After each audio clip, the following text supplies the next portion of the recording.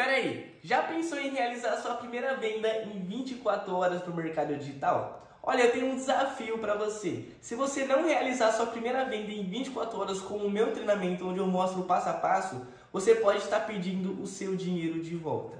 E por apenas de R$19,90 você pode ter esse método passo a passo e aplicar já para você conseguir realizar sua primeira venda em 24 horas. Então toque no botão e vem para a turma porque tem lives todos os dias também. Vamos falar de China? Vamos lá. A China é um player importante, cada vez mais importante. Imagino que os Estados Unidos deve estar morrendo de medo dos caras porque eles podem dominar esse jogo, né?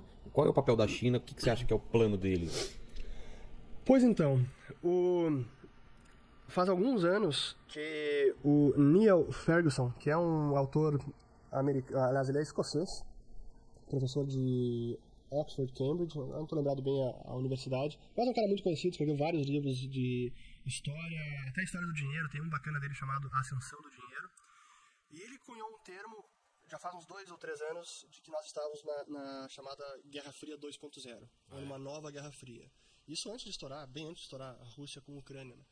Onde de um lado Estados Unidos e de outro China, ou Ocidente e China. E realmente o que a gente viu a China emergindo nas últimas décadas, onde ela cresceu muito, não tem dúvida, houve uma liberalização econômica, os espíritos dos empreendedores foram liberados e conseguiram criar um nível de riqueza em tanto tempo, talvez como poucos países conseguiram, tiraram centenas de milhões de pessoas da pobreza, porque viviam num regime muito fechado, socialismo, quase que completo, que gerou muita pobreza, e eles começaram a mudar isso a partir da década de 70 com o Deng Xiaoping, abria a China. E esse processo de abertura e de crescimento econômico, desenvolvimento de riqueza, foi se aprofundando ao longo das últimas décadas, até chegar à década passada já, está 2022, quando ascendeu ao poder o Xi Jinping, que é o principal líder chinês desde o Deng Xiaoping. Mao Tse-tung foi o principal, Deng Xiaoping o segundo, e diria que agora Xi Jinping é o principal, e talvez concorra até ao posto de segundo colocado acima do Deng Xiaoping, pela relevância que ele está tendo, as mudanças que ele está propondo, e pela visão de mundo que ele tem. Essa que é a grande diferença, porque ele está querendo reintroduzir o socialismo, como eles chamam, que é o socialismo com características chinesas. Não é aquele socialismo à la Marx, meios de produção estatizados, tudo isso. Não, isso eles sabem que não funciona, não é assim. Mas é um nível de controle maior do que houve na década passada. Maior? Sim. O nível de distribuição de riqueza forçada, talvez, maior do que teve na década passada. Então, é mais interferência política, é menos mercado livre que eles permitiram que acontecesse nas últimas décadas. E, além disso, o Xi Jinping também tem uma visão de China como a grande potência deste século. A meta do partido é completar os 100 anos da Revolução Comunista, que foi em 1949, portanto 2049, completar os 100 anos como a China, a potência hegemônica do planeta. Caramba. Esse é o objetivo deles. Declarado? Declarado. Ah, é? Declarado. Tudo isso escrito, publicado, em discursos. E além disso tem um choque cultural e político também, porque a forma de governo lá é com muito controle, com muito autoritarismo, com quase zero liberdade de expressão. Redes sociais controladas, completamente, quando não bloqueadas. Liberdade política não existe. E esse regime está entrando em choque agora com o Ocidente, especialmente com os Estados Unidos. Então a gente tem a potência China emergindo e querendo competir e suplantar os Estados Unidos como a principal nação deste século. Será que vai conseguir? Esse é o grande dilema, e a minha aposta é que não. Ah, é?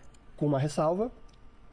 A China, enquanto insistir nesse modelo mais Xi Jinping, mais controle, menos liberdade econômica... Ah, tá. Isso que é o calcanhar de Aquiles deles. Esse é um dos. Ah, é? Esse, para mim, é um dos mais importantes. Que é o que impede ela de realmente ultrapassar os Estados Unidos, seja em PIB absoluto, que ainda não passou, seja em PIB per capita, que daí a distância é muito maior. Assim, dividindo a riqueza, a produção nacional anual pela quantidade de pessoas, os Estados Unidos está em PIB per capita de quase $80 mil, a China em torno de 10 mil. Assim, é uma diferença brutal. Muito difícil chegar a ultrapassar os Estados Unidos. Em PIB absoluto, talvez, porque a China tem 1,4 bilhão de pessoas, os Estados Unidos têm 300 e poucos milhões.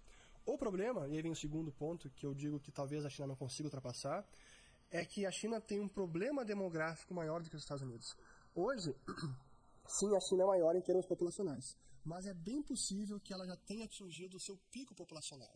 Ano passado teve uma grande controvérsia porque o censo que eles fizeram faz 10 anos na China estava registrando uma queda populacional. Aí eles adiaram a publicação desse censo por várias semanas, revisaram de tudo que é forma, porque, imagina... Mas eles causaram isso também? Sem dúvida. O número de filhos? Claro, sem dúvida. Tá. Vamos chegar nesse ponto. Então, se a população está caindo, uma das fontes de crescimento econômico é o crescimento populacional. Quanto mais pessoas trabalhando e produzindo, mais a economia vai crescer. E produzindo e consumindo. Então, é produtividade e quantidade de pessoas. Mas se está caindo a quantidade de pessoas e a população envelhecendo, então é difícil. E com um país que não é fechado, mas que não atrai o estrangeiro. Pô, quem é que ir para a China trabalhar com esse regime? Eu não quero. Ninguém, Então, olha os Estados Unidos. Não tem esse desafio demográfico que a China está tendo. Por outro lado, os Estados Unidos atrai muita mão de obra. Todo mundo quer ir para lá. Todo mundo. O chinês quer ir para lá. É. Então, se a gente olhar para as próximas décadas, eu diria que os Estados Unidos pode continuar tendo um crescimento populacional e China não. E aí é o que você falou. O que a gente está vendo na China é resultado também das políticas anteriores do regime chinês, do regime comunista. Porque tinha a política de um filho só, que valeu até 2015. Os casais não era proibido por lei, mas na prática sim. Era proibitivo porque era penalizado, né? Não apenas penalizado, mas aí até, assim, tem um documentário, na época era no Amazon Prime, eu acho que tem lá ainda, chamado One Child Nation. Então, a nação de uma única criança. Que conta as histórias desse período todo. E assim, realmente é de embrulhar o estômago. É muito triste. Porque os caras queriam ter filho e não filha. E aí nascia... E quando tinham, matavam. Então matavam. Cara. Então, assim, realmente é um negócio... É uma história monstruosa que aconteceu. E também é coisa que você não consegue mensurar, que é todo mundo ter um filho só. Que é diferente de ter irmãos e ter convivências diferentes. Cara, assim, é uma insanidade por porque tantos é artificial, aspectos, né? assim. Que doideira. E a conta que se faz é que para uma população permanecer estável em quantidade de pessoas, a taxa de fertilidade precisa ser de 2,1 crianças por mulher. Então, apenas uma criança, o país vai ter um declínio populacional. Então, em 2015, eles aboliram finalmente essa política de filho único e aí permitiram 2 filhos por casal. E aí, ano passado, revisaram mais uma vez e agora permitem 3 filhos por casal. Ah, é? Porque eles se deram conta, graças a esse censo dessa demográfico, cara, curva. se a gente seguir tendo uma queda de pessoas, como é que a gente vai seguir crescendo?